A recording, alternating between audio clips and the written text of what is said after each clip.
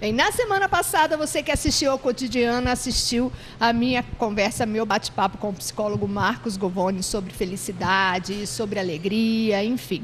Se você não assistiu, vá até o nosso canal, o nosso Facebook Cotidiana e assista, porque foi bem legal. E a gente encerrou falando desta matéria que você vai ver hoje, que é, vamos dizer, a segunda parte desse bate-papo, que é sobre a depressão, porque a gente falou da felicidade, de como conquistar esse estado de espírito, parará, mas hoje a gente sabe que muitas pessoas já ultrapassaram aí e estão numa fase de depressão em que fica muito difícil sozinho, às vezes, a pessoa abrir a janela e ver essa luz da felicidade. Então, a pessoa acaba se fechando. E aí a gente resolveu, então, convidar o psicólogo Marcos Govoni para esse bate-papo, para você que está em casa, que está nesse momento, ou que conhece alguém nesse momento, tenha uma luz. Abre a janela aí e tenha nesse bate-papo uma luz. Que responsabilidade, hein? Muito obrigada, né? Por estar aqui, né? Continuando essa nossa conversa. Sim, novamente um prazer estar aqui, compartilhando algumas ideias, né? Sim. Alguns pensamentos aí a respeito de temas tão importantes para nós, né? Porque dizem isso, que a depressão é o mal do século, que muitas pessoas hoje sofrem, né? Que a depressão é uma doença, assim, ainda tem gente que acha que é uma frescura, a pessoa não quer viver, quer ficar dentro de casa, quer ficar dentro do quarto fechado, que vagabundo não quer trabalhar, enfim. Existem várias interpretações, mas a gente sabe que é uma doença. E aí, como a gente ajudar uma pessoa que está assim? Porque você fala, mas parece que está falando com a porta. A pessoa não tem condição de ouvir. Ela não responde, né? Ela não tem uma resposta. Né? Isso.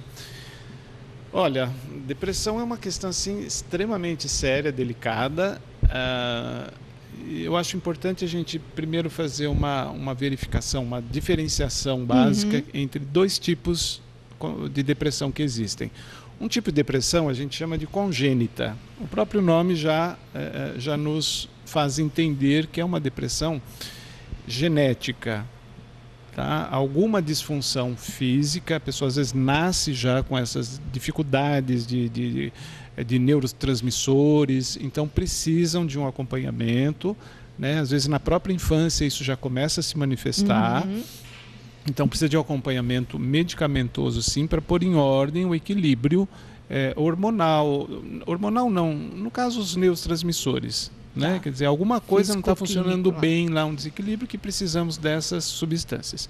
E a segunda depressão, que é essa, que você faz a referência, que é a maioria dos casos, diga-se de passagem, nós chamamos de depressão reativa. Então, a depressão reativa é aquela que vem a partir de algum acontecimento na minha vida que faz com que eu me sinta desmotivado para a vida.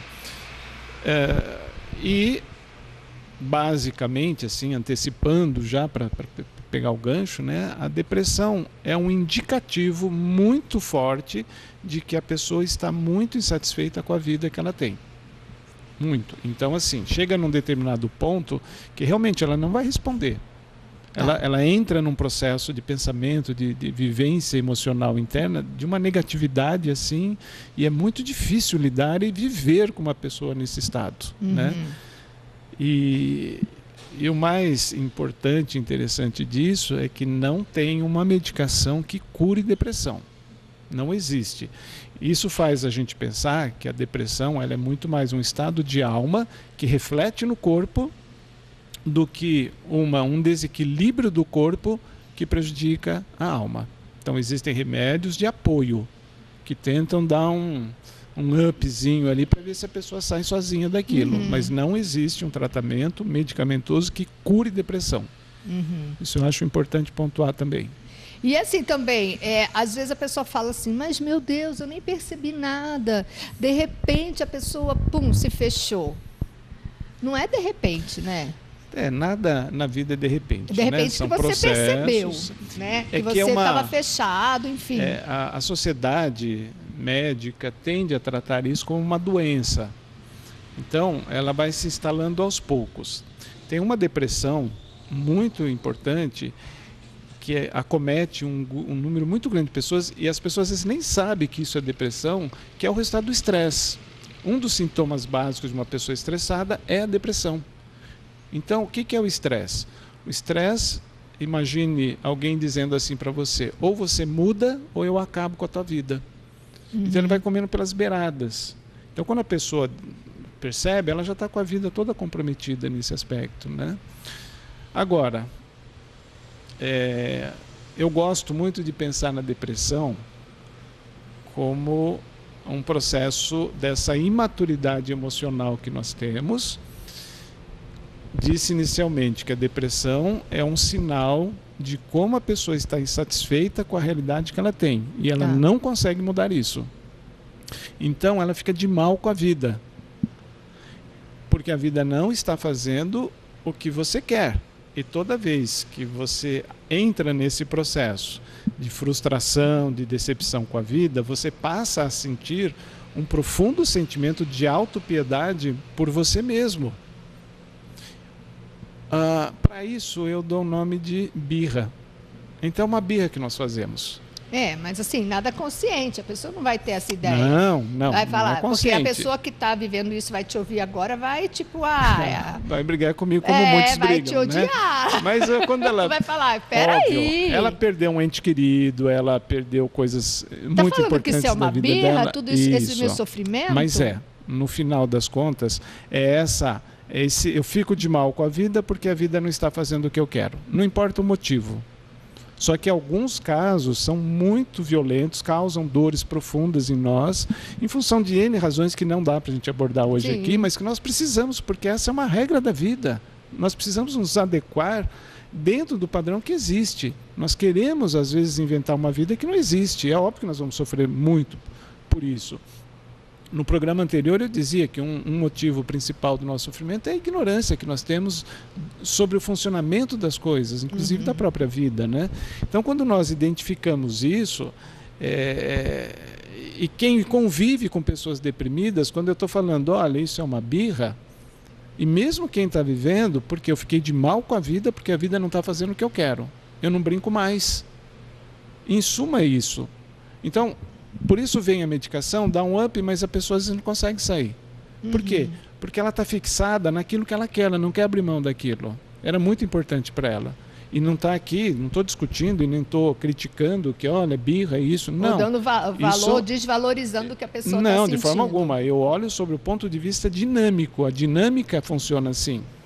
Então, esse é um mecanismo que a gente guardou como da nossa infância. A criança faz birra, só que ela faz uma birra estereotipada, né? Ela tem ataques, ela faz isso. A criança não, o adulto começa a fazer o quê? Ele faz esse processo de auto-vitimização, ele começa a se sentir coitado. O deprimido é esse, ele tem um sentimento de autopiedade por ele. Entendi. Por isso não tem remédio que cure isso, porque a alma adoeceu. E o remédio para a alma é o quê? Mudanças de valores, a forma que você tem de perceber as coisas. Quer dizer, está na hora, a vida está dizendo, escuta, querido, querida, mude, senão tua vida perde sentido. Então, mais uma vez, vamos encerrar assim. Vai crua. Deixar no ar assim.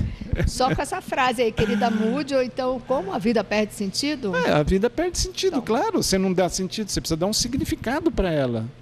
Nós vivemos, Ana, nós vivemos de paixões. Nós precisamos nos apaixonar. Não essa paixão fugaz, fútil, mas aquilo que nos movimenta internamente, que nos aquece, que nos dá motivação, nos dê prazer. Não é só você que está em casa com depressão. Se eu fizer isso com a minha vida, é óbvio que isso vai acontecer também. Então, o negócio é a gente parar para pensar, mesmo que não está num processo de depressão, pensar em alguma coisa que de repente saiu assim, não está saindo direitinho como você quer, né? E pensar em cima disso aí, como pode contornar essa situação. Claro. Mude, vai buscar formas, pessoas, saia da queixa. A queixa não resolve absolutamente nada, ela piora e dificulta mais ainda, te mantendo num campo negativo. Ai, até respirei fundo. A gente quer, às vezes, que alguém passe a mão na cabeça da gente, né? A gente quer colinho sempre. Não. Muitas vezes, na maioria das vezes, nós não precisamos de colo, não. Nós precisamos de um empurrãozinho, né? Então tá. Mais uma vez, muito obrigada. Obrigado, E volte Ana. sempre para tratar dessas... Vamos ver se depois disso que eu falei, o povo quer de eu volta. acho que não vai querer, não. Fala, nossa, ele é muito bravo, esse doutor Marcos Govoni. Mas precisa, tem né? fama. Fazer pensar. A Às chacoalhadinha, vezes dói, né? Na maioria das vezes, porque desacomodar, sair dessa posição é muito desconfortável. A gente quer que a vida nos atenda, né? Nos nossos caprichos, né? Tá Vamos lá. bom. Tchau, gente. Vou parar, senão a carapuça daqui a pouco serve até em mim. Tá bom. Ana. Obrigada.